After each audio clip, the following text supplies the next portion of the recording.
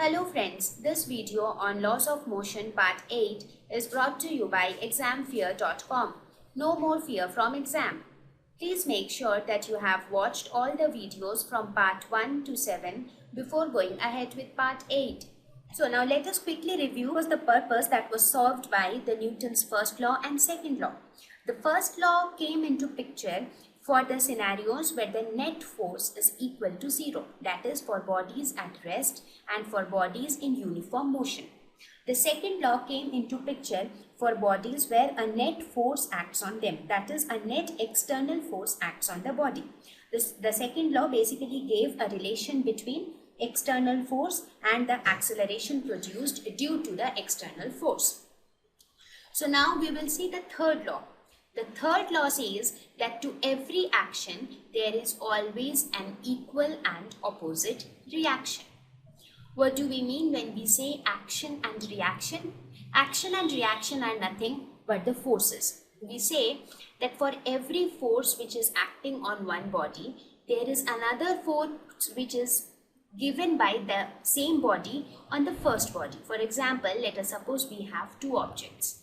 This is object 1. This is object 2.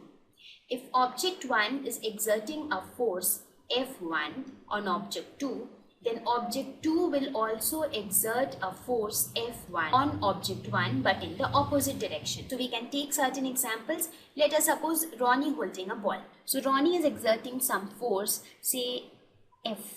Let us suppose the force which Ronnie is exerting on the ball is F. So as a result, the ball will also exert a force on Ronnie's hand whose magnitude will be equal to F, but just that the direction would be opposite. Similarly, we can take the example of the apple falling down the tree. What did we see? There was a force which was acting on the apple by the ground. Similarly, there is a force which even the apple exerts on the ground. So everywhere, for anything and everything we see around us, if one object is exerting a force on the other object in turn is also exerting an equal force on the first object. Now, when we talk of Newton's third law, there are certain doubtful questions in your mind regarding the action and reaction terms.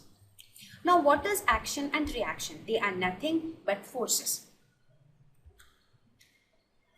Action and reaction forces always act on different bodies. They can never act on the same body. For example, let us suppose we talk of one body A and the other body B. What does the third law say? It says that the force exerted by this body on this body, that means the force exerted by A on B, is equal and opposite to the force exerted by B on A.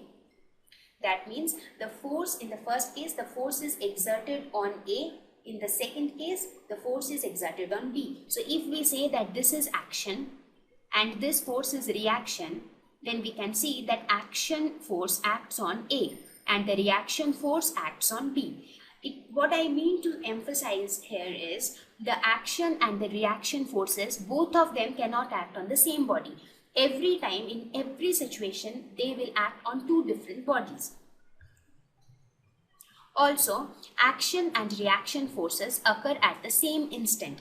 The moment this force on A is exerted, at the same moment of time, at the same instant of time, this force FBA will be exerted on body B. That means if we are considering these two bodies, A and B, at the instant of time when this force FAB is exerted, at the very same instant FBA will also be exerted on A.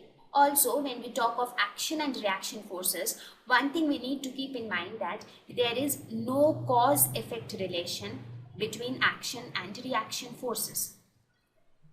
What do I mean when I say cause-effect relation? I mean, many people have a misconception that the force which acts first is action and the force which acts in response to the first force is reaction. But it is nothing like that. Both the forces, any of them, let us say this is body 1 and this is a second body 2. This body 1 exerts a force F1 on 2 and 2 exerts a force F2 on 1. So either F1 or F2, any of them can be an action and any of them can be a reaction. So there is no cause-effect relation. Cause-effect means many people think that action is always the cause, action force is always the cause, and reaction force is always the effect which happens due to this force. But there is no such relation between action and reaction. Anytime a force is exerted by one body and on another, at the very same instant another force will be exerted by the second body on the first body. So they are not dependent on each other, or there is no such scenario where one of them will occur first and the other one will have to occur after that. So there is no cause-effect relation. So what did we study about action and reaction forces? Action and reaction are nothing but normal forces. Action and reaction always act on different bodies. They both occur at the same instance and there is no cause-effect relation between action and reaction. Thank you. Visit examfear.com to watch free educational videos, try free online tests, get the best quality study materials, study from the best tutors and mentors, and much more. Thanks once again.